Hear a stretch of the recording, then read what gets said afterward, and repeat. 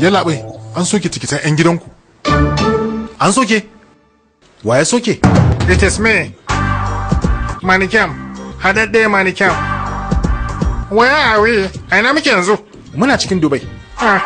Jimana, ba tambayar wajen da muke nake ba. Tambaya nake a cikin wani yanayi muke. Wajen gudanar da kasuwancin ka da a samu riba, ban damu da ko zan rasa gashin kaina ba. Ka san me yasa? Saboda riko da al'adar ahalin ka ya mun.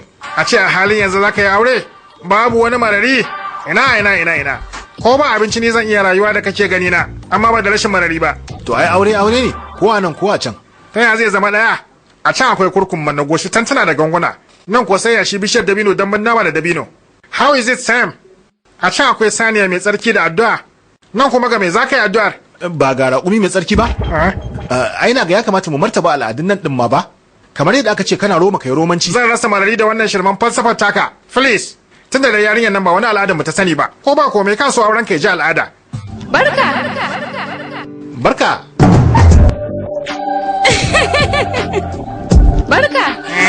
Krishna. Duka wayena za su zo. Na shirya gagarumin shagali wajen miliyan 10 zan kashe. Na tanadar wasu anti-ɗakuna a Atlantis. Yaushe ne za su zo? Ba zo ba. Mune ya muje can. Ba a nan ne za a ɗaura auren ba? A India ne? Yes. Ni ne na shirya haka. Kai kayi hauka ne, Hamago. Me fuskar biri kawai da wani sankonka a wajen. Manta da ita. Tana ta sunnu kuma zagi baka dakatar da ita ba wani wai. Abinda zaka yi kenan. Masoyiya, shi ne kike zagin shi? Shi din banza shashasha. Krishna, ina gare zagi ka fi koya mata sama da yare. Na ga alama idan malamin jami'a ya ci ta amsa aure zagi za ta sa. Ita fa yarinya ce ranka shi dade. Wace magana kake haka? Me haka ne wai? Samsam mai kamata yan mata suna magana haka ba Krishna. Kai, me ka faɗa wa ƙawaye na? Me yasa ka mai da auren zuwa India? Because of you. Domin yan mintuna bayan auren za a iya samun ki da ɗan kamfai a bakin ruwa kina wanka, amma a can ko ba komai sari zai kai dare a jikinki. A nan kina rattaba hannu, za ki je mashaya da ƙawayenki ku kwalbe. Amma a can za ku zauna ne da sauran yan biki ku ci abinci a gargajiyance. Na yi wannan abu ne domin ceton al'adarmu. Kai za. Masoyiya, abin da ya faɗa idan ƙaruwar mu ne ba? Da gaske? To shikenan. Me yasa baka faɗa mata haka ba tun kafin ta sissar da kamun zagi? To a lokacin ta kwararo ne, ban samu ta gabar da zan gimtse ta ba. Shikenan mu je din kamar yadda ka faɗa to. Shikenan.